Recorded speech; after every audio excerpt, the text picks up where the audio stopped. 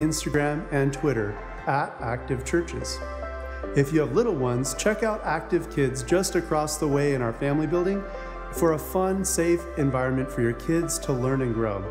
There's even a cry room for parents with newborns and infants to enjoy the live stream and the service as well. Thanks for joining in with us. We'll begin in just a few moments.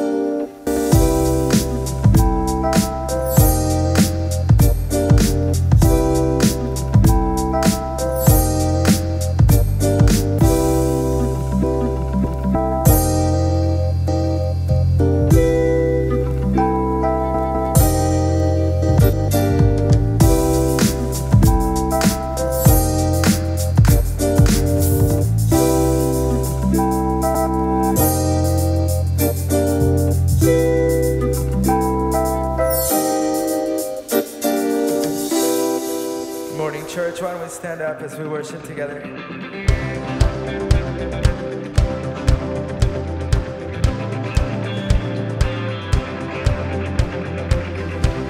You are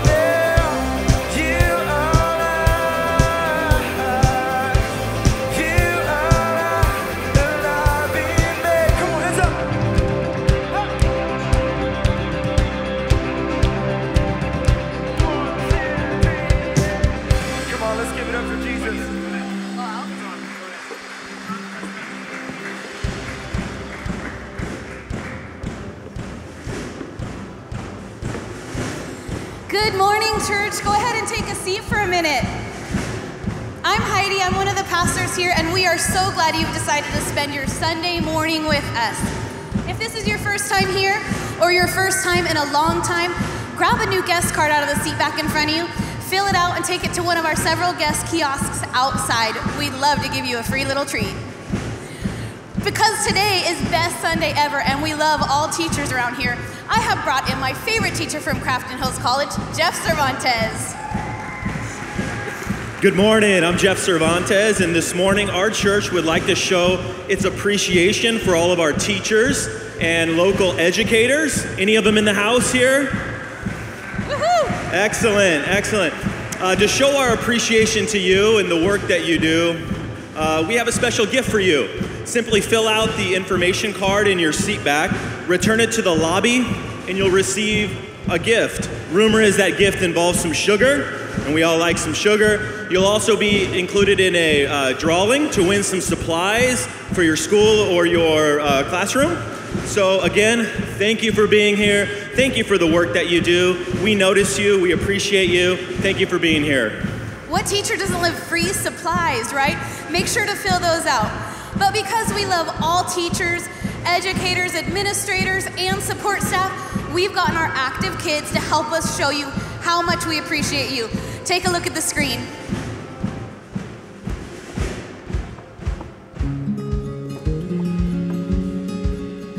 Sometimes yes, but not always.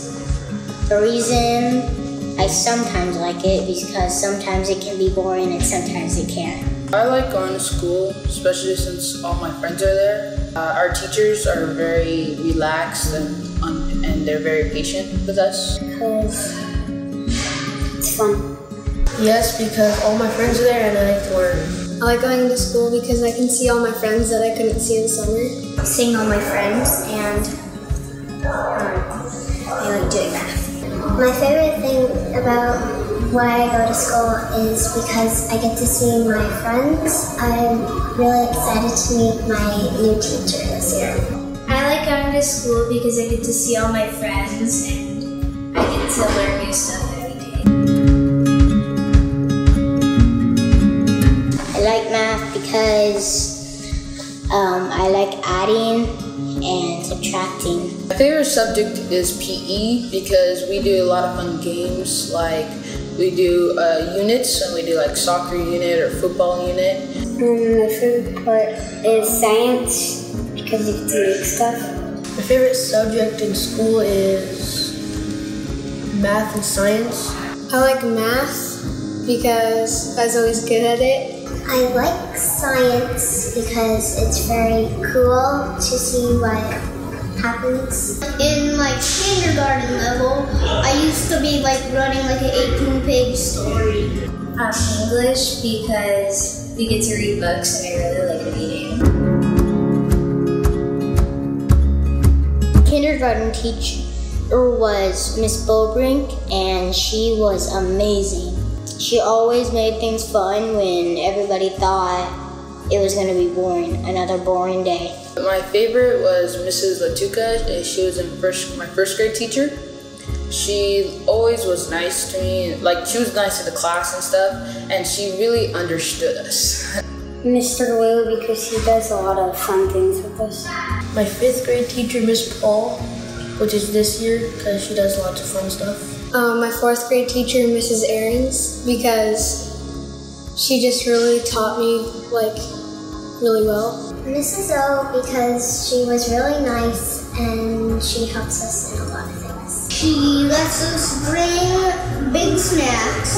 My favorite teacher has been Mrs. Ishida because she was such a great role model when I started 6th grade, and she kind of helped me through the year getting used to my schedule. She made it feel like school is the best thing you could do. She kind of did easy work, but she was always happy. Like she was never had a bad day or anything, but she always was happy. She made me feel confident in doing stuff that are hard. She made me feel happy. Comfortable because she's so fun and I'm used to being in her class now. Thank you for coming to school like every day on time and stuff. Because I had one teacher that didn't come to school at all the whole day. Sometimes she gives us like 5 more minutes of like recess. She made me feel welcome and important. In the end, you make it seem very, very fun. I'll say thank you for teaching me to do math. I'm thankful that he helped me with math. Teaching me more math and science. She made me feel excited to come to school every day. Being one of the best teachers in the world. To say thank you for being such a great role model to me and the other students. Thank you for teaching me. Thank you for teaching me. Thank you for teaching me. Thank you for teaching me. Thank you for teaching me. Thank you for teaching me. Thank you for teaching me.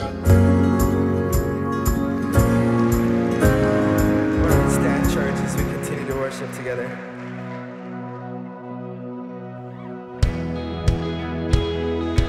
Hands up.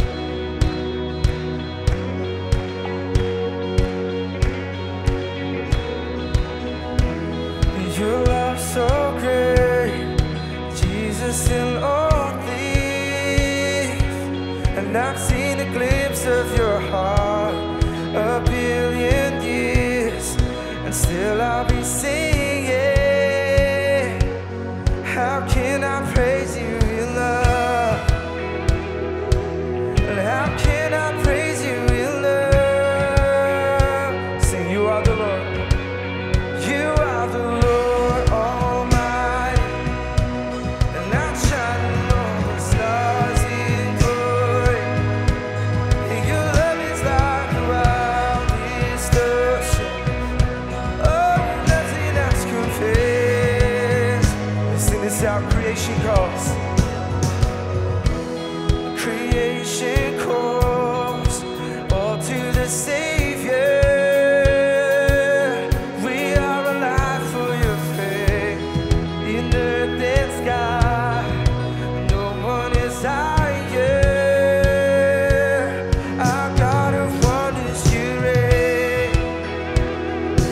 And our God of wonders, you reign. Sing out, you are. You are the Lord Almighty, and outshining all the stars in glory. Your love is like the wildest oceans. Oh, nothing else compares. You are the Lord Almighty, and outshining all the stars in glory. Your love is like the wildest ocean. Oh, nothing else compares to you, Lord. Nothing else compares to Jesus. Oh, sing, not to us, but to your name. We lift up all praise, not to us, but to your name. We lift up all praise. Come on, sing it out. Not to us, but to your name. We lift up all praise. Not to us, but to your name. We lift up all the praise. You are the Lord Almighty, and I'm shining all the stars in glory. 'Cause your love is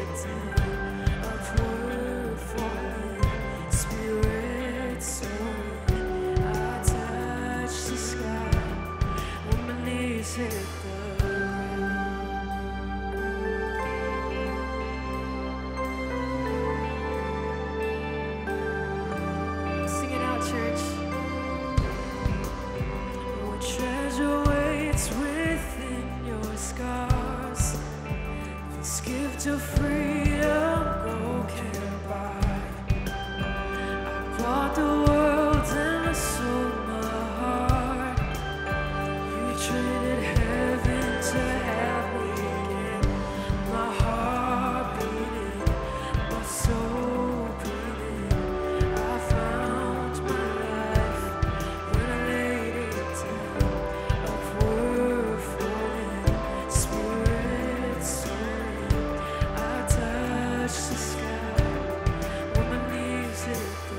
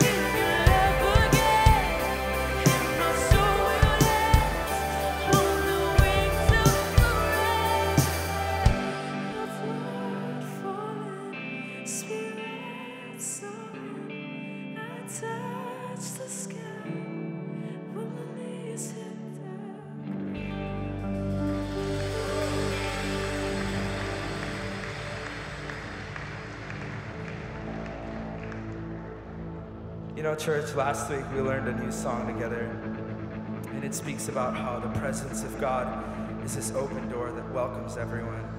So I just want to invite you to continue to sing and worship with us.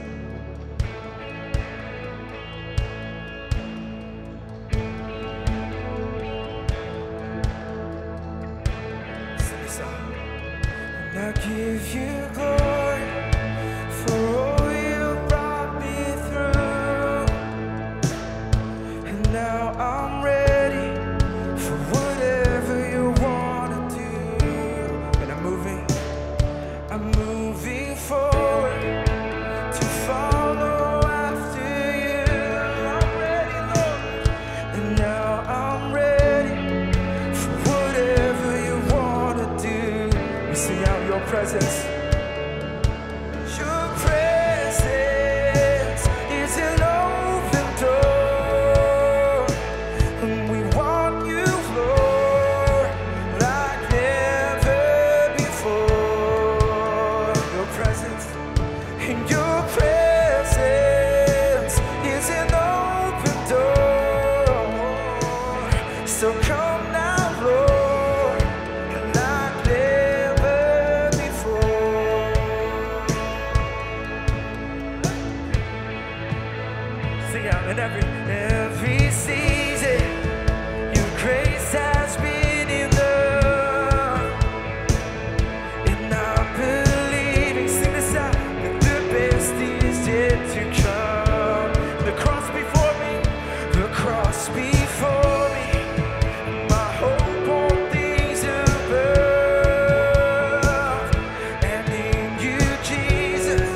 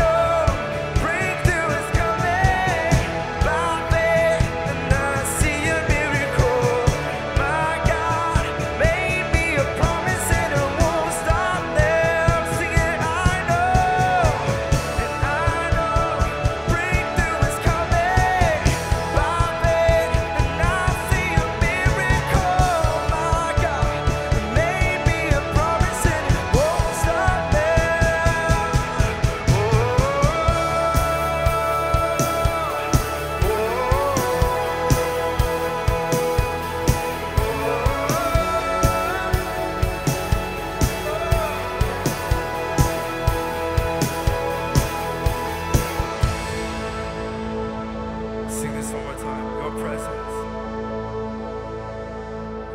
Your presence is an open door. We want you, Lord, like never before. Come on, pray this out. And your presence is an open door. So come now, Lord, like never before. Come on, let's give God praise this morning.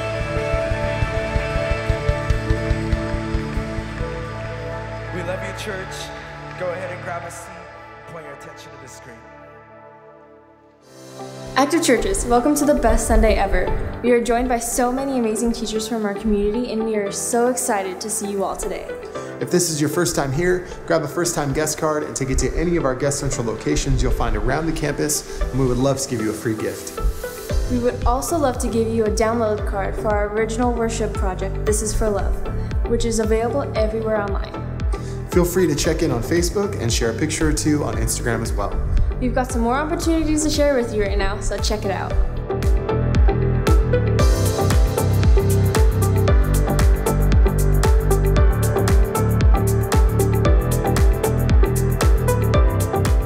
Our Redlands preview services have been going on for 4 weeks now, and we are getting so excited for the official launch this fall on Sunday, September 9th. We need your help to invite.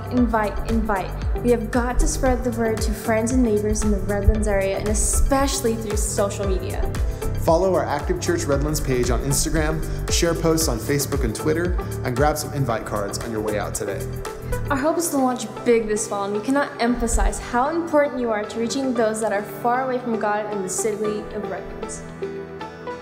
Next, connection groups will be starting soon, and there is no better time to sign up. Next Sunday will be a groups kickoff barbecue, and your chance to get plugged into these amazing groups. Connection groups are the best way to grow deeper in your faith and relationship with others. Don't miss the chance to experience something amazing by signing up next weekend for a connection group here at Active. Lastly, there's something we do here that is absolutely essential if you are new to Active Church. We took a little break over the summer, but we are so excited to announce that our First Step experience is back and happening very soon. Here is Pastor Josh to tell you more. Hey everyone, really excited to have First Step back on. If you're wondering what that is, it's a moment where we get together and talk about the active culture. You also get to meet the team from the church. It's going to be happening after service, September 9th at 12:30. 2 things that you should know is 1, there's free lunches provided for everyone, and 2, we've got free childcare as well. If you want to know more about this, or if you want to sign up for it, there is a connection card that is located in front of you. It says welcome home. You can put in your name and your info. We'll get back to you. You can turn that in the lobby, and we'll see you soon. Right now, our leaders are coming forward, and you will receive a communion stack with a cracker and a cup of juice. If this is your first time in a setting like this, please don't feel pressure to take communion this morning. If you're a believer in Jesus, this is a time to remember the sacrifice that took place on the cross and the forgiveness that comes from a life surrendered to God. We look back to remember, we look inward to reflect on ourselves, and we look forward to the new life we have in Christ. Feel free to participate by taking communion as soon as you receive the bread and juice. When you're finished, you can find a cup holder near the bottom of the seat in front of you to place your empty cup. Thanks for being with us today. Our service will continue in just a moment. Hi, my name is Joshua. I'm the Progress Together pastor here at Active. Right now in the room, we are doing communion. It's a way that we remember what Jesus did for us. We wanted to take a moment to tell you about what happens at Active throughout the rest of the week. Tuesday night at 7 p.m. is our Active Youth program. Students from 6th grade to 12th grade experience community, life change, and a relevant worship service. Also, we believe that you're worth knowing. The best way to do this is to join our connection groups. They happen at homes in Yucaipa and some of the surrounding cities, and run for about an hour in groups of 6 to 10 people. We connect together through food, conversation, and reflecting. We hope to see you there.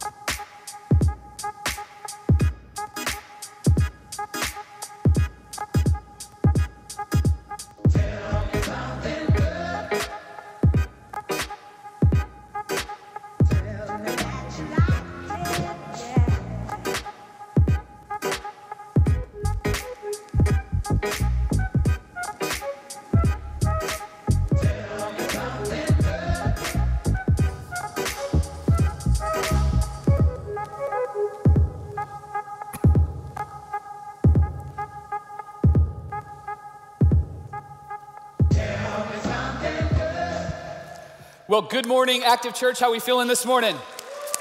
Hey, great to be with you. My name is Mike. I'm one of the pastors here, and welcome to Best Sunday Ever. We're so glad that you've come to join us today, and it's a Sunday where we set aside a moment in our service just to celebrate all of the educators and teachers. Could we give it up for all of our educators and teachers in the room?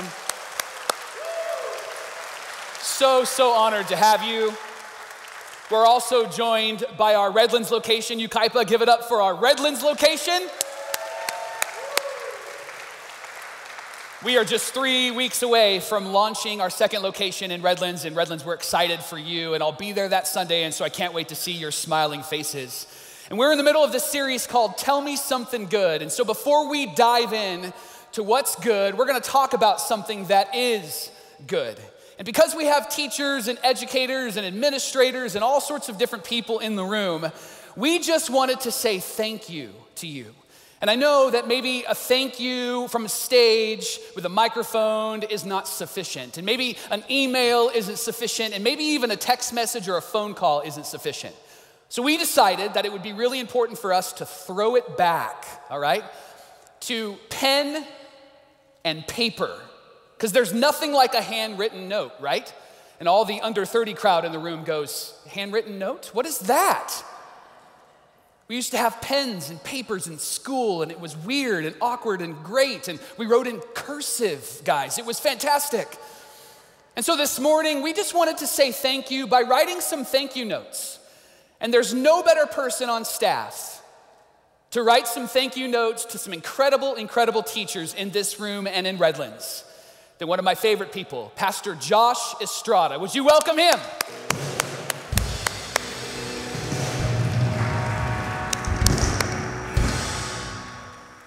Josh is here, and he is our guru at writing thank you notes. So Josh, I hear that you wanted to do this morning. Yeah, if it's okay with you guys, do you mind if I just write some of them out now? Is that all right? Awesome. Yeah, we're good. Harrison, you think you could give us a little background music as we do some of these thank you notes? Is that cool? Thank you so much, man. Thank you, copy machine, for being the one thing that is dependable in my life. I can always count on you to jam. You know, I always print the syllabus before the first day of school. I mean, I know it could have been done during the summer, but I like doing it during the first day of school. It's printers. You could have printed it during the summer. Could have. But it's summer vacation. They're just so dependable, they jam. Right. There it is. Thank you. There it is. Thank you, parent that sends their kids to school even though they have strep. We're all really enjoying the fevers. Oh, so. That's what emergency is for, right? Yeah. Isn't that anybody in the room? Teachers, emergency, you're taking it like Tic Tacs, aren't you? Isn't that? Anybody have strep right now? No? Raise your hand. We'll high five you. From a distance. Thank you, teachers, for majoring in math, 11 years of your life, only to take it out on me for not learning it all in one day. I mean, who even is PEMDAS? Right, what? PEMDAS, like what does the P stand for? Isn't that like a Sith Lord from Star Wars? PEMDAS? I think the P is for Pokemon. Pokemon. The E is for elevator. Listen, the M is for math. I went to Bible college. All I needed to know was 70 times 7. Amen. That was a Christian joke. We got to work on that for next service, all right? Mike, I already put my hand sorry, up. you put your hand up. Go. Thank you, parent-teacher conferences, for being the one night in October scarier than Halloween. No, seriously, I got a real story on this. One of our good friends, she's a teacher, and one time she was at this parent-teacher conference talking to a mom that was dead. She was talking to a dead mom. Turns out the kid had told her for like 5 months that her mom had passed away, and that was his excuse for not doing homework. And then parent and teacher conferences come around. Surprise! Surprise! Not dead. Not dead. Jesus resurrected, and so did this mom. Yes, that's great. Yes, parent teacher conferences for the win. Thank you, internet service providers, for always failing at the same time. I mean, what are the odds that you would stop working for 8 students across different providers on the same day? I mean, seriously, what are the odds? Well, if you have Frontier, then the odds are really good, right? Yeah. Paid ad? Oh, no. Thank you, students, for being aware of dress code and yet still completely disregarding it. Yeah, it's our favorite part. Is that a spaghetti strap you're wearing, Josh? No. Is it 4 inches from your knee? Yes. Stand up. I don't want to. Okay. Thank you, Teacher Lounge, for being the only place that still serves 9-day-old bagels. Yeah. And they have award-winning coffee. It's so good. Award-winning coffee. Yeah. I can't tell if these bagels are spinach flavor or they're just really old. Penicillin. Penicillin, favorite flavor. Although, if you have a fever, penicillin is good for the fever or strep throat. That deserves good connection there. Thank you. That was good. Thank you, parents, for providing all of the school supplies because California cut all the programs. Yeah.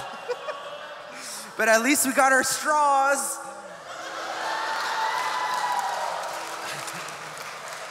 I think they banned plastic straws too. No. Yeah. But at least we got the bullet train. Yeah, you should just move on. You should just move on. Thank you. I'm sorry, Harrison. I missed the cue. Thank you, teachers, for being the only people on the planet who can get our kids to look up away from our phones. Amen. Yeah. Yes. If you can hear my voice, clap once. If you can hear my voice, clap 13 times. I'm just kidding. You know? That's how teachers do it, though. That's the secret. Yeah. That's the one. That's good. Last one. Can you do last one? Sorry, guys. Sorry this took long, guys. Just running so behind. Thank you, back to school season, for being the one time where parents tell teachers, they're yours now. Take them. Give it up for Pastor Josh.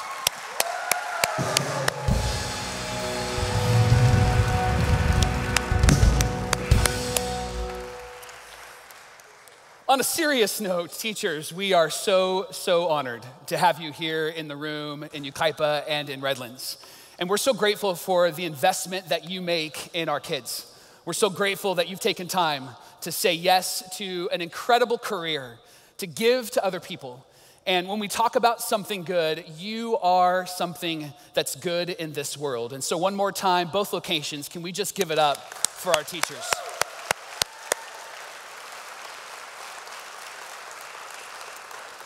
We are in the middle of a series, a conversation here at Active Church called Tell Me Something Good.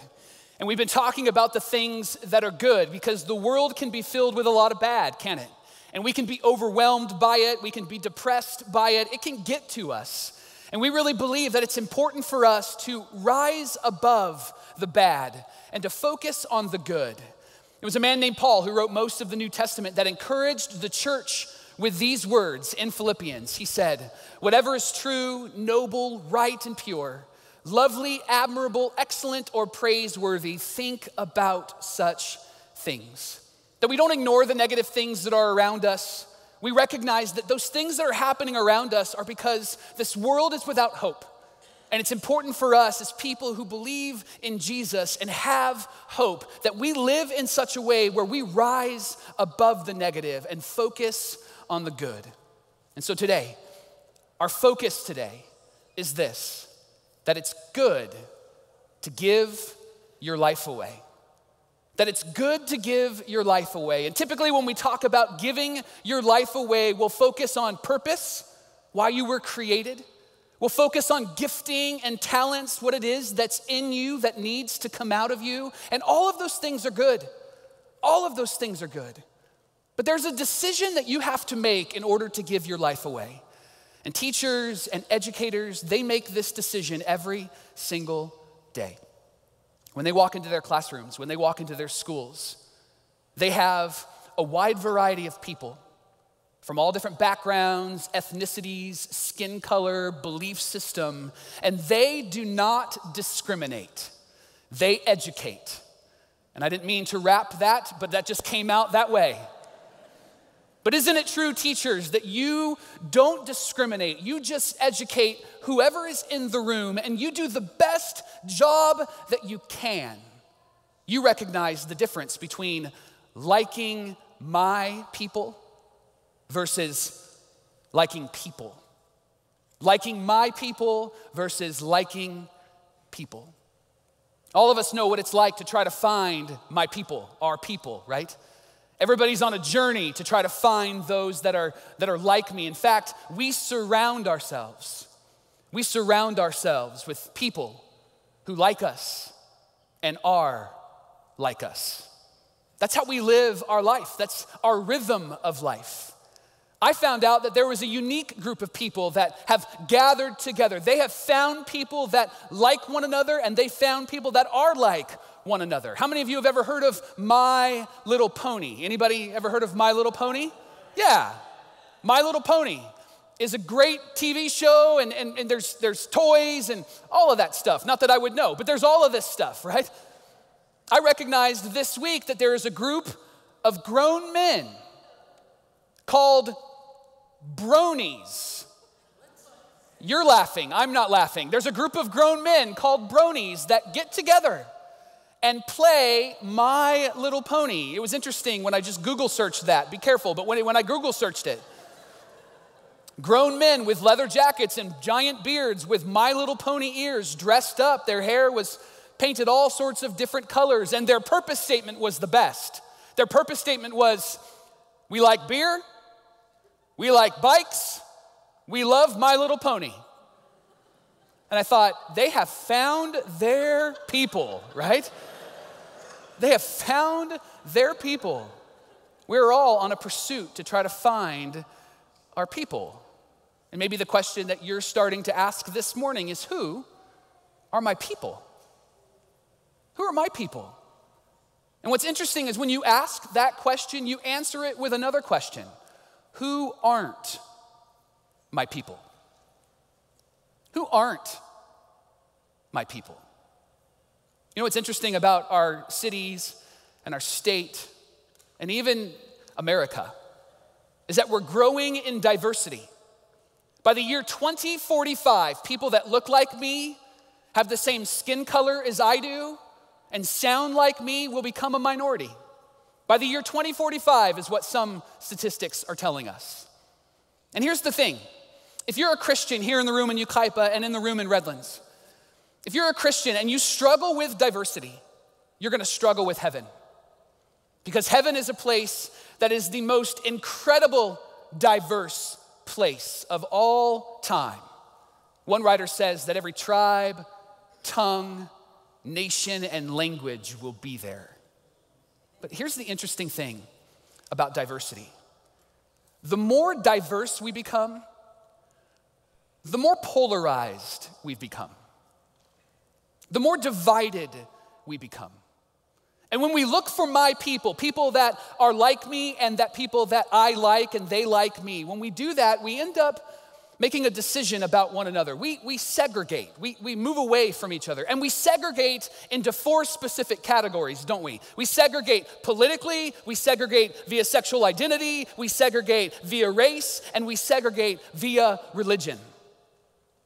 And we make these decisions, even though we're incredibly diverse, we make these decisions to try to find our pocket, to try to find our place. And isn't it true, the more that we're polarized and the more that we segregate, it's become very difficult, even more difficult to disagree with one another. It's become so difficult to disagree and still have a relationship with each other. We can't even talk to each other anymore because we're hiding out in our pockets of the world. I saw this statistic the other day that just blew my mind. In the 1976 presidential election, did you know that 25% of the counties in the United States, they were won by a landslide? 25% of the counties in the United States were won by a landslide, which meant that whoever they voted for, it was obvious who they were voting for. Fast forward 40 years to the 2016 election. Did you know that 80% of the counties were won by a landslide? Which means we're diverse, but we're finding our people and we're just moving there. We're finding those that like us and are like us, and we're going there. That's the world that we live in. Those are the people that we are. And if you're a Christian, if you're interested in Jesus at all, if you're intrigued by Jesus, by the church at all, maybe that's why you're here today. There's something in your mind that says, I'm really interested in this. The one thing that we have to wrestle with when it comes to the person of Jesus is that Jesus wasn't like that. Jesus wasn't like that at all. In fact, not only was Jesus not like that, Jesus wouldn't like that. It's not who he is. It's not why he came. See, you and I, we look for our people. But Jesus looks for people. Teachers, you know this. Maybe not because you're a Christian or a church person, but because this is part of your regular rhythm of life. This is what you do in the classroom. You can't walk in and say, where are my people? You walk in and you have people in your classroom, in your school. And this is how Jesus operated. He looks for people. There's this letter in the Bible that was written by a guy named John. John spent 3.5 years with Jesus. He walked with him as Jesus did what's called ministry, and he loved people and encouraged people, and he saw people healed. It was when Jesus went to the cross to die for the sins of the world, and then 3 days later, resurrected from the grave. John actually documents his time with Jesus. And he writes down some specific things so that we know that Jesus was a real person who really lived and really died, and his tomb is really empty, and that John is a real person. And as he writes, he gives us winks and nudges to pay attention to some of the things that he's writing about so that we understand that he's not making this up. And he writes about this interaction that Jesus has, a true interaction with someone in the path of Jesus. And it will cause us to evaluate 3 specific things. The first thing that we'll ask ourselves this morning is, who is in my circle? Who gets to be in this circle with me? The second question is, why are they there? Why are they in this circle with me? And then the third question that I think will begin to roll around in your brain this morning as we engage this story is, why aren't they there? Why aren't they in my circle? The truth is we all have a circle. And there are certain people that are in it, and there are certain people that are not in it. And this story, whether you're a Christian or not, whether you're new to church or not, that's all irrelevant. This story, I believe, will challenge you to evaluate who's in and who's not. So we're going to be in what's called John chapter 4. If you have a Bible, you can turn there. If you have a phone, you can open that up, and we'll also have the verses up on the screen in Yucaipa and in Redlands. But this is a story of the life of Jesus, a true, factual story. And you'll recognize how John writes in this story because he begins to identify some things so that we are up to speed as to what's happening. He begins in verse 3. He says, he, Jesus, left Judea and went back once more to Galilee. So John is just insinuating, he's emphasizing, he's announcing that this is a real place during a real time. These are real factual places that Jesus is walking. This is not a story that I'm making up. I want you to understand what's happening here. But this is also John's way of easing us into the story. Because the next verse actually begins the evaluation. He says this, and now Jesus had to go through Samaria, near the plot of ground Jacob had given to his son Joseph. So when John is writing this letter, he's assuming that people who are reading this letter are intrigued by Jesus, but maybe even know the area. John has been in this area for a long time. It was as if somebody maybe today would write you a letter from whatever city you're from. And those people that have been in our cities for a long time are people that know the history and know the story, right? I remember as a kid coming home from lunch on a Sunday after church, and my dad would never take the direct route home. He would always take the back roads around our city. And he would tell us stories about how the Smith family lived there and how Bob and Nancy painted their garage door in 1967 a color green that everybody laughed at. My dad has this memory of the city because he's been here for so long. What John is doing here is he's saying, let me tell you the story, and if you've been around, you know about the plot that was given over to his son Joseph from Jacob. But if you don't, I want you to know this is a real place during a real time. It really happened. But there's two words that I want you to focus on. The first word is this word, had, and the second word is the word Samaria. I want to start with the word Samaria for a moment, because in Samaria lived Samaritans, and you need to know some things about the Samaritans. The Samaritans were a group of people that were interracial. They were not purebreds in the language of the Jews. They were mixed racially, and the Jewish people didn't like that. It was one of the earliest forms of racism. It's a good thing that we don't have to deal with that in America in 2018, right? The second thing that he points out with Samaritans is that they were not fully Jewish. Not only were they mixed racially, but they weren't fully Jewish. They weren't fully God's chosen people, which means that third, they viewed them as an impure people.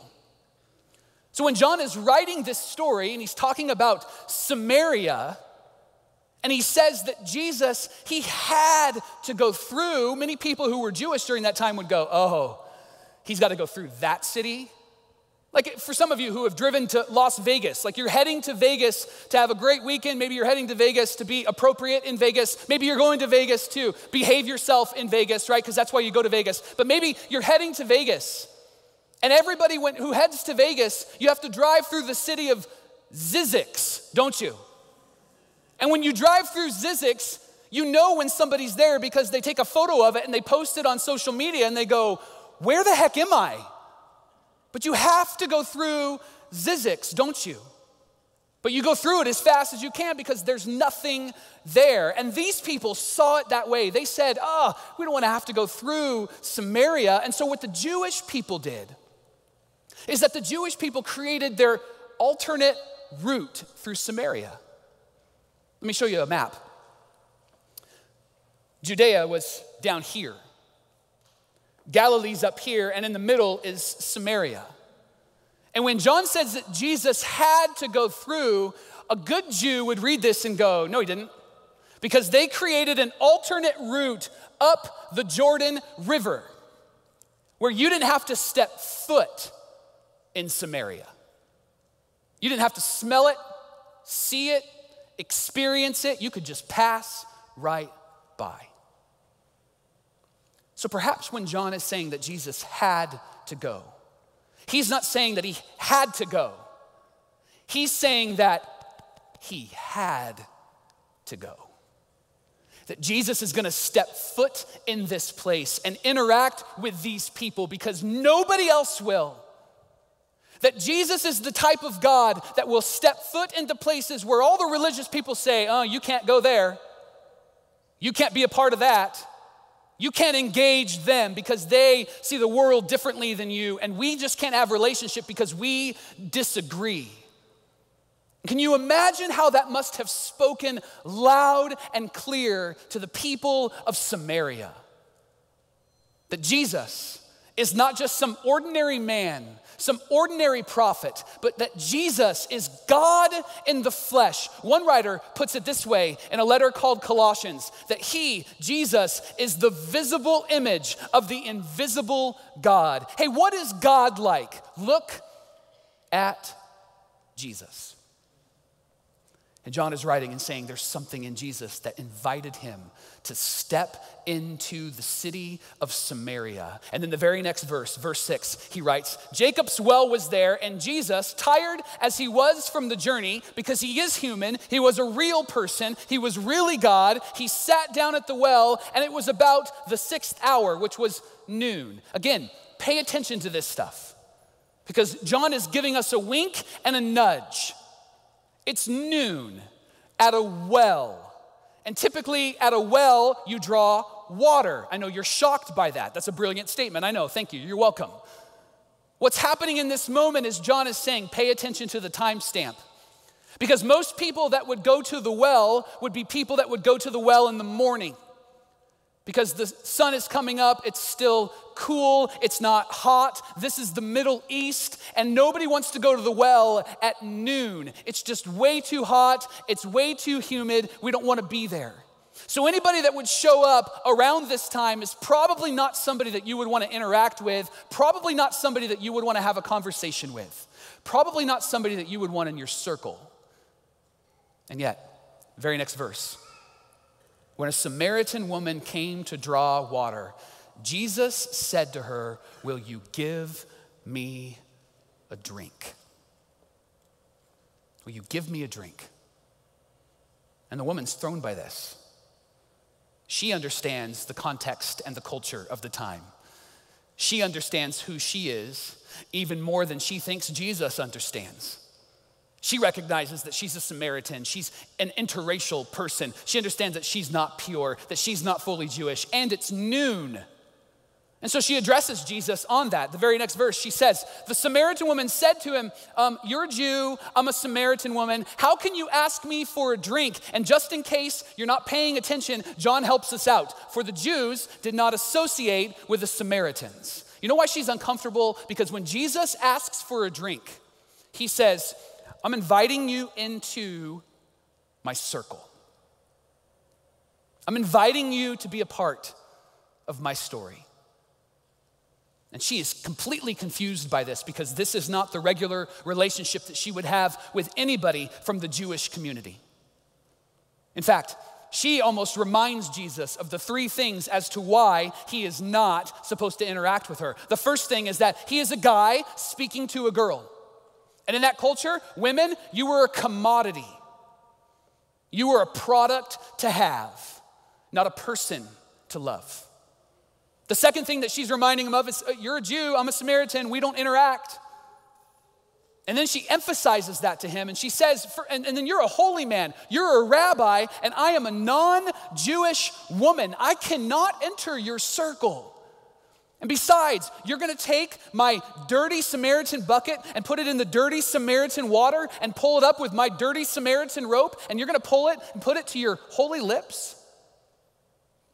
And Jesus addresses her confusion. And he says, if you knew who it is that asks you for a drink, you would have asked him and he would have given you living water. You would have had living water. And she doesn't get what he's saying there. I am here. The one that doesn't just meet the need of your thirst. I am here, the one that meets the need of the thirst in your soul. I can meet it. That longing that you have, I can satisfy it. The purpose that you're looking for, I'm the one that brings it. The love that you need, it's unconditional from me. And yet she just doesn't get it. She says this to Jesus, "Sir, you have nothing to draw with and the well is deep. Where can I get this living water?" Have you ever been in a conversation with somebody and you need them to pick up what you're putting down, but you're not saying it very clearly because somebody who's with you, you probably don't want them to know all of the details, so you're giving a lot of winks and nudges, and they look at you and go, I don't get it, right? This is a moment where Jesus is interacting with this woman and he's like, I'm not talking about that water, I'm talking about holy living water. I'm talking about the thing that satisfies your soul. I'm talking about purpose and significance and dignity and value and love. And she goes, you don't have a bucket. Where's your bucket, Jesus? You can't use mine. I mean, and it's one of those moments where it's just like, I need you to catch on. I need you to pick up what I'm putting down. There are moments where we as a staff will go out and hang out maybe for lunch, or we'll go out and we're shopping for something that we're doing here at church. And because we're a large church, there are moments where we'll interact with some great people from Active Church who know us, but we don't know you. Not because we don't care about you, but because there's a lot of us. And there are moments where we'll have somebody that will go, hey, and we'll go, hey. And then we rely on each other. Quick, introduce yourself so we can hear their name. Hey, I'm Mike. Oh, I'm Bob. Bob! Oh, yeah, Bob, this is, and then we move on from there. And you know you do it too. So don't look at me with that judgmental look, all right? But isn't it true in moments when you're meeting somebody, you need them to pick up what you're putting down? Help me out here. And this woman is not tracking with Jesus. She's like, you don't have a bucket, and I have a bucket, but you don't want to use my bucket, and so maybe we should just, I don't know, we should just maybe call it a day, but we shouldn't interact with each other. And there's all these awkward interactions. And yet Jesus is relentless. He says this to her, whoever drinks the water I give him or her will never thirst. Oh, I get it. You're inviting me into your circle, Jesus. I get it. You just don't know who I am. You just don't know my past. You just don't know my story. And if you did know my story, then you wouldn't invite me into your circle. Then I would be eliminated.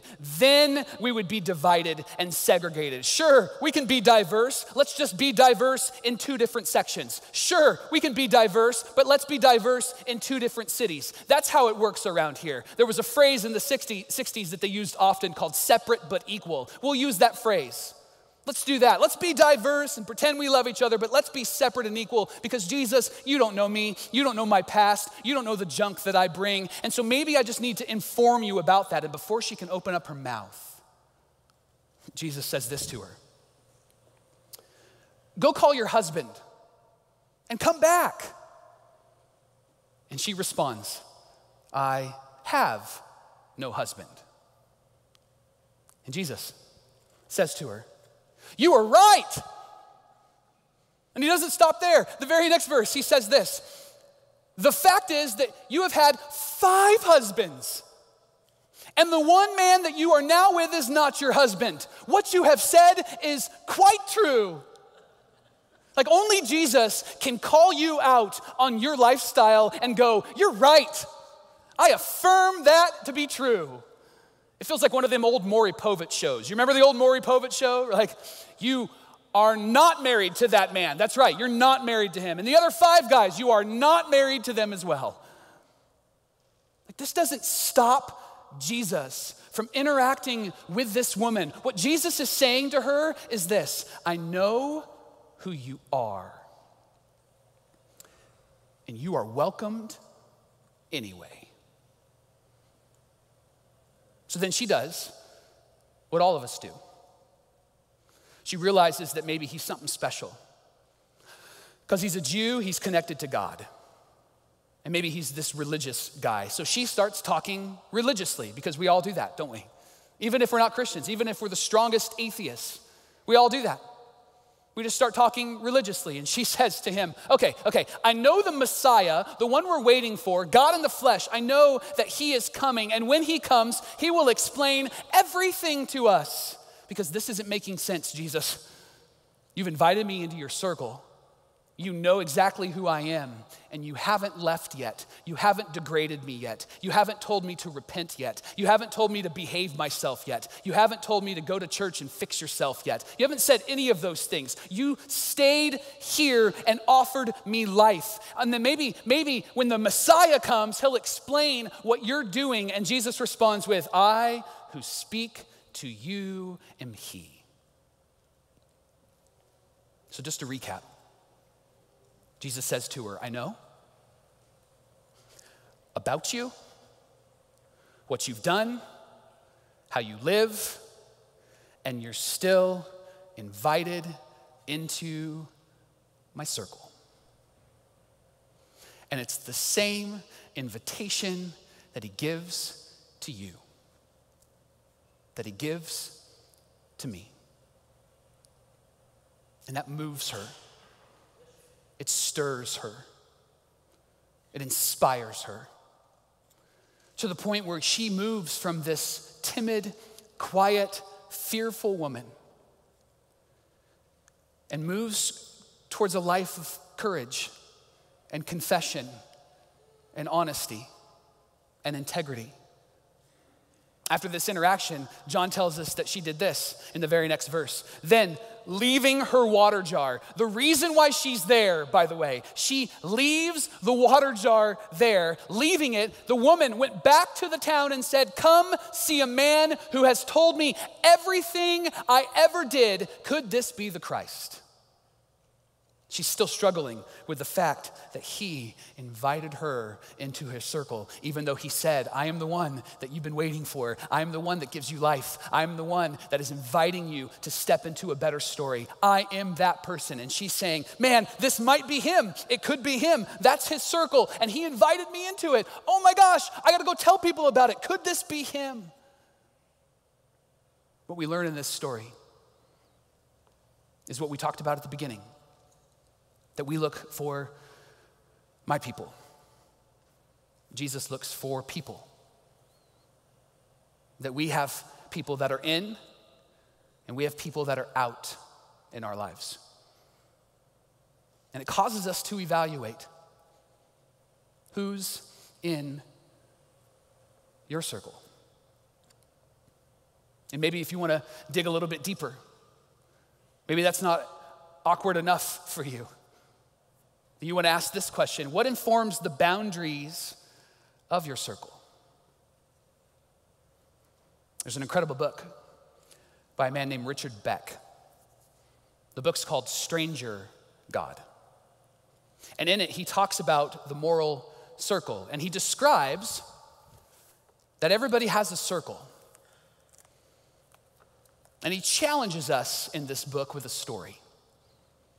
He says, suppose that you and your circle, you went out for a meal because you heard that someone in your circle is now a waiter or a waitress at your favorite restaurant. And so you decided that this is gonna be fun. Let's get all of our friends together. Let's go down to that restaurant and let's get a table and let's hope and pray that this person is waiting our table. And when you get there and you get sat down, the manager puts them at your table and you're like, yes, this is great. And so they walk over and you have some banter because they're in your circle, and you talk to them and you laugh because they're in your circle, and you order drinks because they're in your circle. And then when they bring the drinks, they spill one of them. And as they're spilling one of them, they're wiping it up, and they moved all of the ice that spilled from that one drink into your lap on accident, not on purpose, on accident. And then the food that you ordered, it gets brought to you. This person's food is wrong. This person's food, it's burnt. This person's food, it's cold. And what do we do in those moments? You know what we do in those moments? We go, it's okay. Don't worry about it. It's your first day. Calm down. It's a good thing it's us. We're gonna give you grace. Just relax. You'll get used to the rhythm, don't we? And maybe even perhaps because we're generous people, we end up giving this incredible tip as a way to encourage them. Why? Because they are in our circle. And then Richard Beck says, let's change the scenario for a moment. That we do the same thing, but the person who is waiting our table is not in our circle. And they spill, and you get ice in your lap, and your food is cold and burnt and wrong. What happens? Could I speak to the manager, please? Could I get this comped? We are never coming back here again. I don't think I'm gonna leave a tip. Pull up Yelp, honey, because I need to make a comment on Yelp about this place.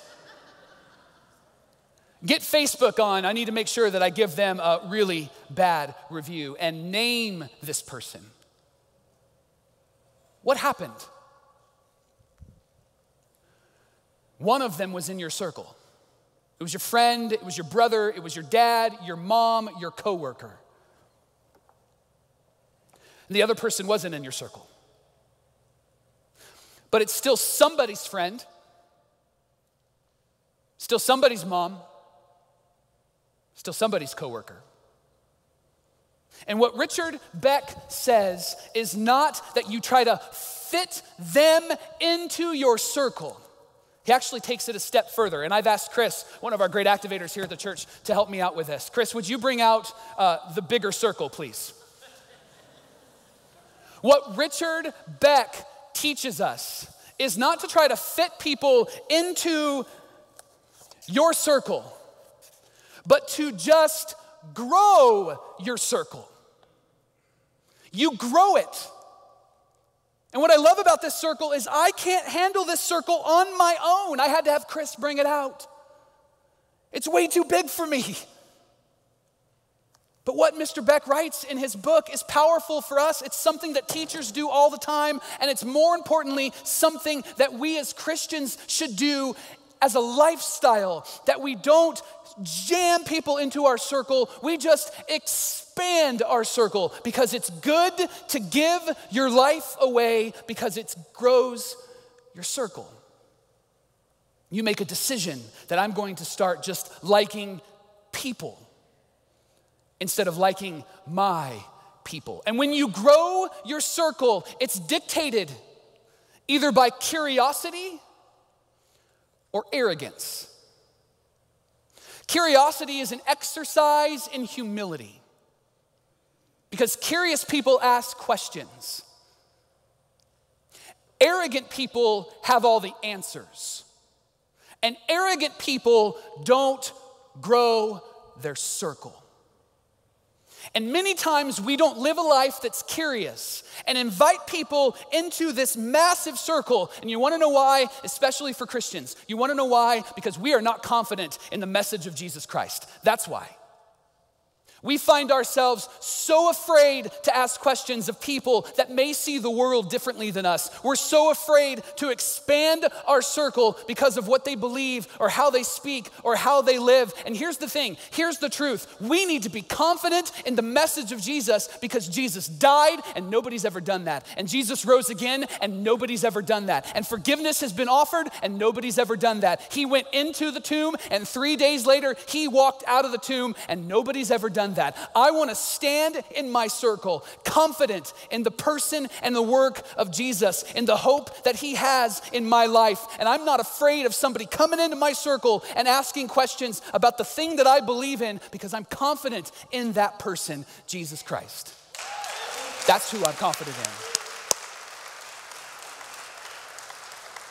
And maybe perhaps you then go, okay, I get it, I understand it, I'm with you, Mike, but there is a moment in every relationship, right? There is a moment where we have to ask the question, when do we confront?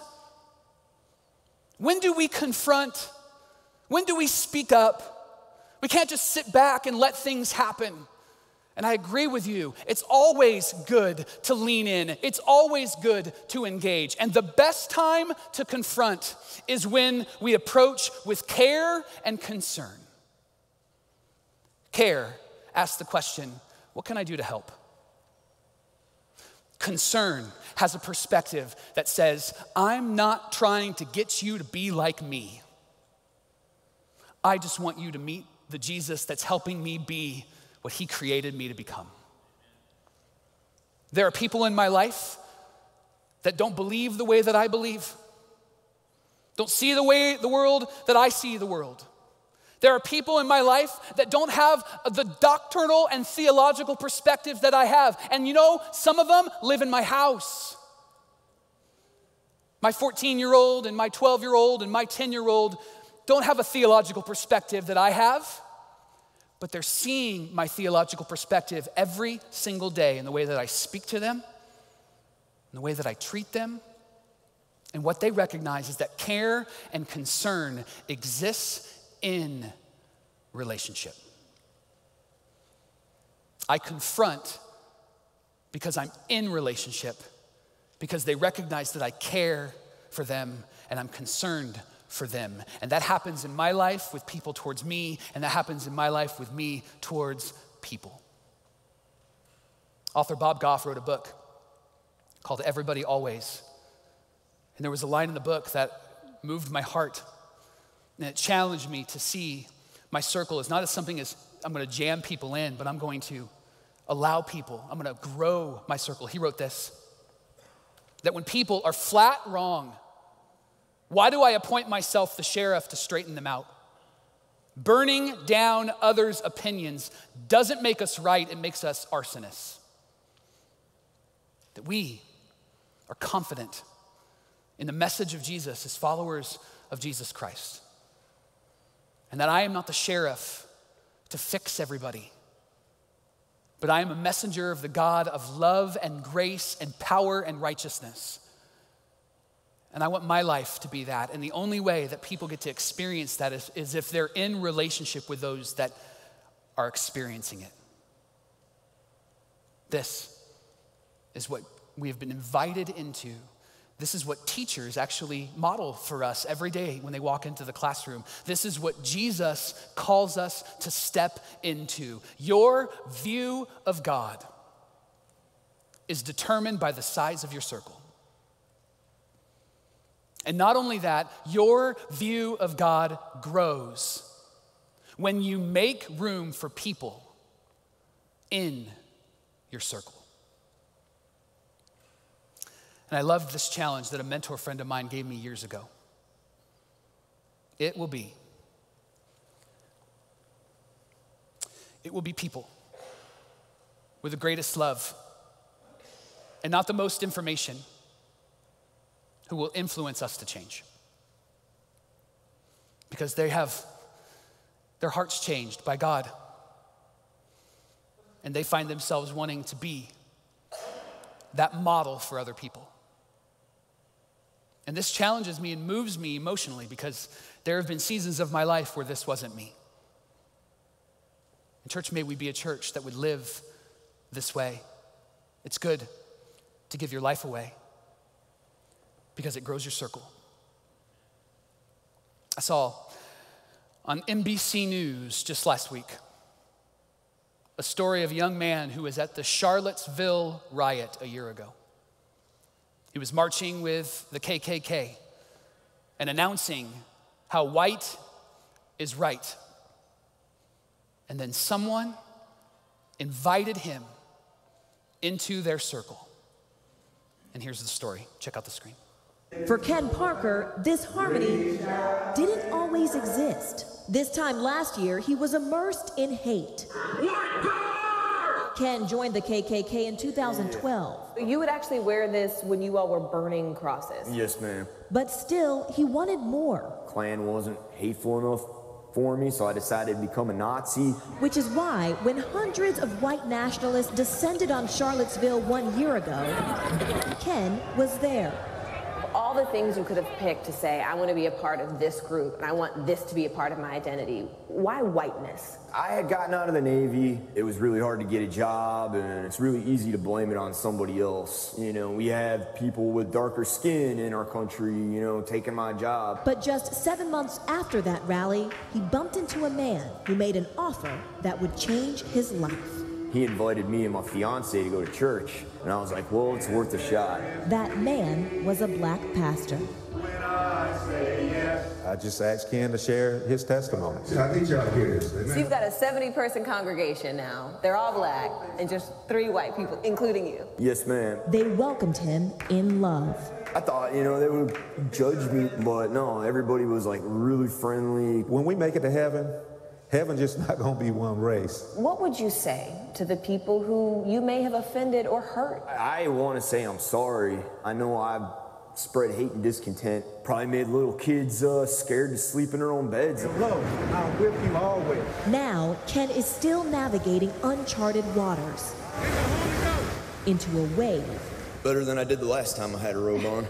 Of love. God bless you. Morgan Radford, NBC News, Jacksonville, Florida.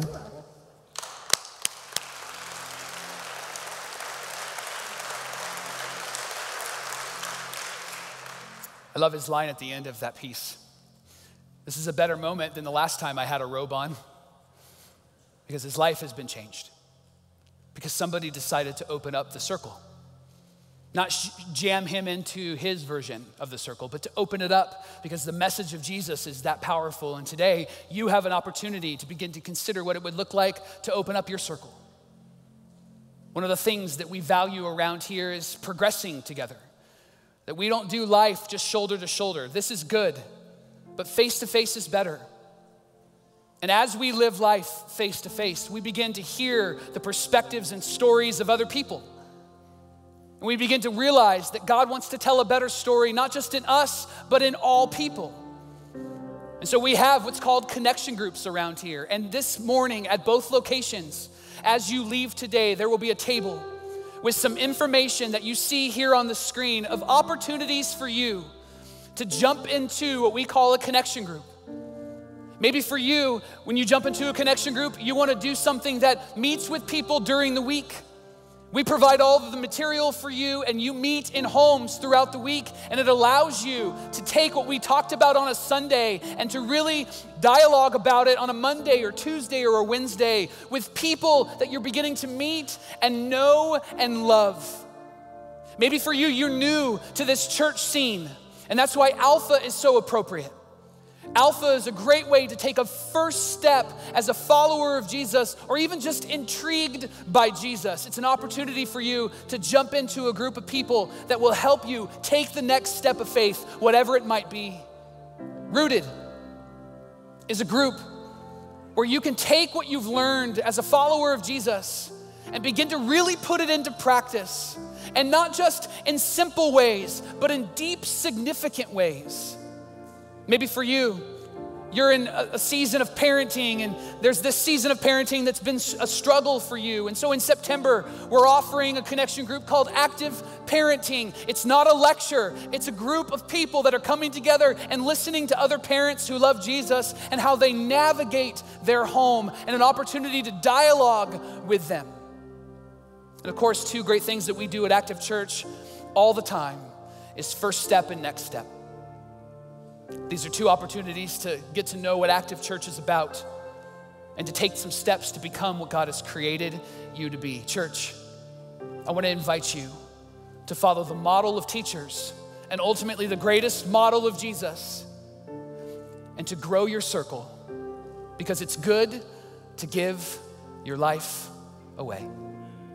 Let me pray for us. And so Jesus, we are in this place together, recognizing that we each have a circle, that we each have people, and that we would be the types of people that would expand our circle, that would not eliminate anyone from the message of Jesus that is being told through our story, that we would be people that would lean in to those that may not see the world the way that we see the world. That we would be the types of people that would open up our arms and our hearts to those that have a different perspective. God, I pray that we would give our lives away by first making the decision to expand our circle and move from liking my people to liking people. God, I pray for the hearts that are stirring here at the Yucaipa location and in the Redlands location, that may wrestle with this idea of what it means for them to take a step into something new. God, give them the courage, give them the strength and the energy, and give them the wisdom to say yes to you and to each other. And we ask all of these things in the incredible, incredible name of Jesus. Amen. Amen. Church, let's sing some words together today. Would you stand to your feet and let's proclaim the God who invites us to grow our circle. Let's sing this out. I was lost.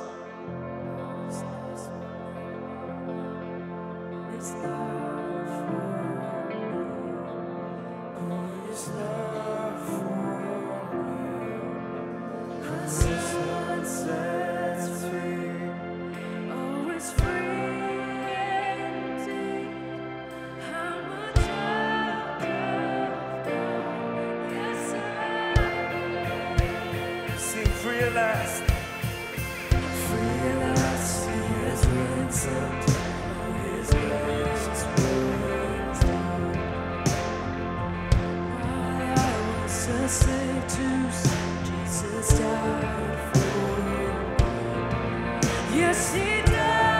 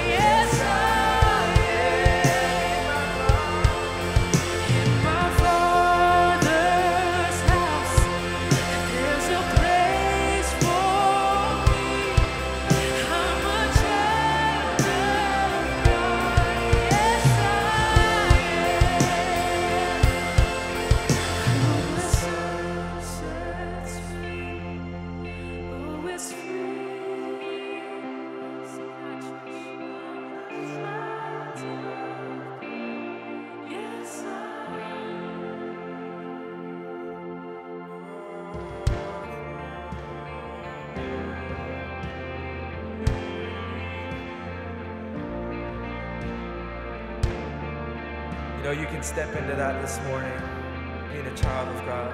Sing this out. And I am chosen, not forsaken. I am who you say I am. Come on, declare it. You are for me. Come on, let's sing this out with all we've got in faith. I am chosen, not forsaken. I am who you say I am. You are for me, not against me. I am who you say I am. Come on, declare this in confidence. I'm chosen. I am chosen, not forsaken. I am who you say I am. You are for me, not against me. I am who you say I am. I am chosen, not forsaken. I am who you say I am. You are for me, not against me. I am who you say I am. I am who you say I am. Yes, I am who you say I am. Who the Son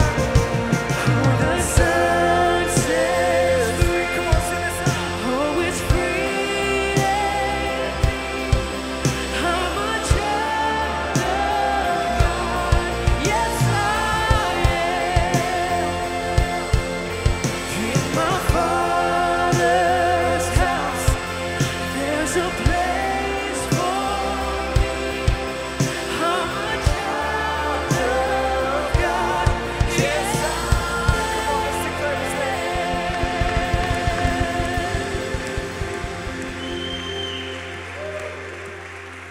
Good morning, Active Church. My name is Shauna. And my name is Casey. Hey, here at Active, we provide hope to those most vulnerable in our community. During Kids Blitz, we challenged our students, and as a church, we've been encouraged to bring school supplies to our partners at Olive Crest. Here's the story. Check out the screen. Good job. Active Church, we are here at Olive Crest and we are donating all the school supplies that you guys have brought in. We are so appreciative, and I know Olive Crest is too.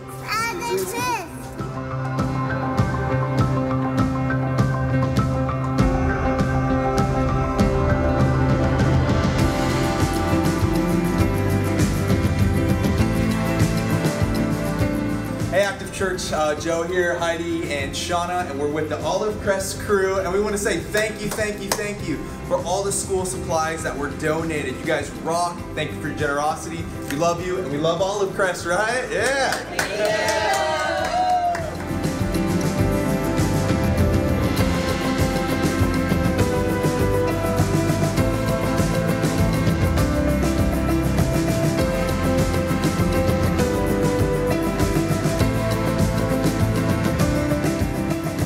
Hey everybody, I'm here with the Olive Crest team. Can you guys share a little bit about what you guys do and why you do it? Absolutely. So we here at Olive Crest in our department, we work with children who are in foster care. So our families are taking children who are in the foster care system into their homes and caring on them and loving on them like their own. So we thank you, Active Church, for your generosity. And we just want to say that we really appreciate you guys, and everything that you've done is such a blessing, and we just want to thank you. So thank you.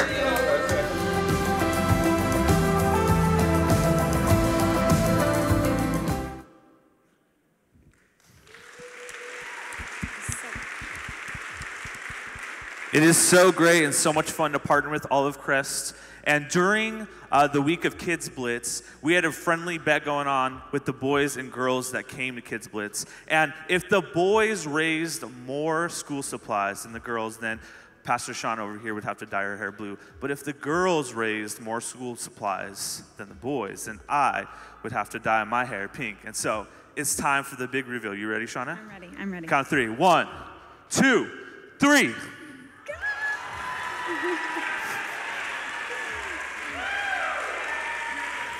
It looks good on me, right? It's my colors, my shade.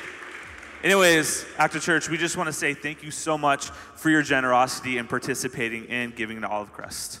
Yes, and our ushers are coming forward now. And there are 4 ways to give. Online, As the buckets pass, our kiosks in the lobby, or you can text the number on the screen. Yes, let's participate in generosity today after church.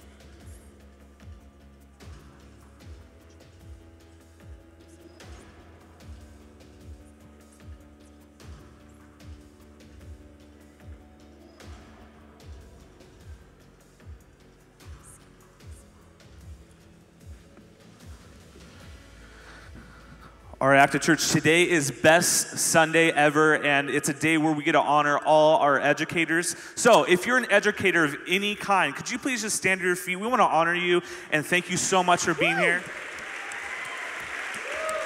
Wow.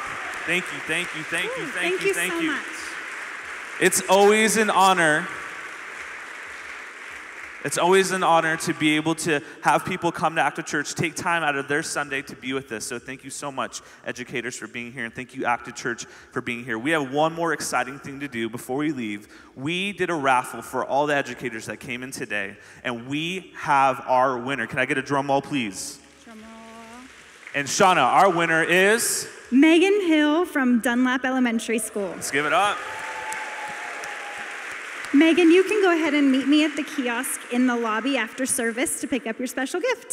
Thank you. We got awesome cards for you so you can get some school supplies and whatever you need for your classroom and your students.